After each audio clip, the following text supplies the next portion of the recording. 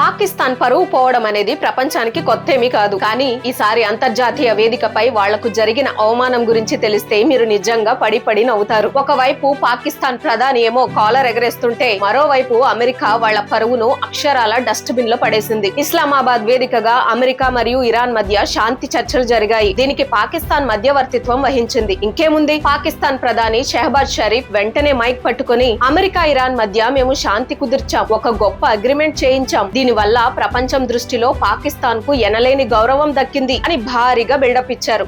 Pakistan has changed forever. దునియా ఇజ్జత్ और तकरीम की निगाह से देख తీరా చూస్తే వైట్ హౌస్ ప్రతినిధి వచ్చి పాకిస్తాన్ అసలు గుట్టురట్టు చేశారు. వాళ్ళు తీసుకొచ్చిన ఆ 10 పాయింట్ల ప్లాన్ ఒక చెత్త ప్లాన్. దాన్ని చూసి ప్రెసిడెంట్ డొనాల్డ్ ట్రంప్ అక్షరాల డస్ట్ బిన్ లో పడేశారు. A 10-point plan that was fundamentally unserious, unacceptable. It was literally thrown in the garbage by President Trump. అని కుండ బద్దలు కొట్టారు. అసలు అవమానం ఇక్కడితో ఆగిపోలేదు. America vice president JD Vance మీడియాతో మాట్లాడుతూ పాకిస్తాన్ పరువును పూర్తిగా బజారున పడేశారు. 21 గంటల పాటు చర్చలు జరిగిన మాట వాస్తవమే, కానీ ఎలాంటి ఒప్పందం కుదరలేదు. ఇరాన్ మా కండిషన్స్ ను ఒప్పుకోలేదు అని తేల్చి చెప్పారు. We have not reached an agreement, and I think that's bad news for Iran much more than it's bad news for the United States of America. As clear as we possibly could, and they have chosen not to accept our terms. మరి political comedy చూసాక మీకేమనిపించింది? పాకిస్తాన్ సాధించిన ఈ గౌరవంపై మీ comments ఏంటో కింద చెప్పండి. ఈ video మీకు నచ్చితే ఖచ్చితంగా లైక్ చేసి మీ ఫ్రెండ్స్ తో షేర్ చేయండి. జై హింద్.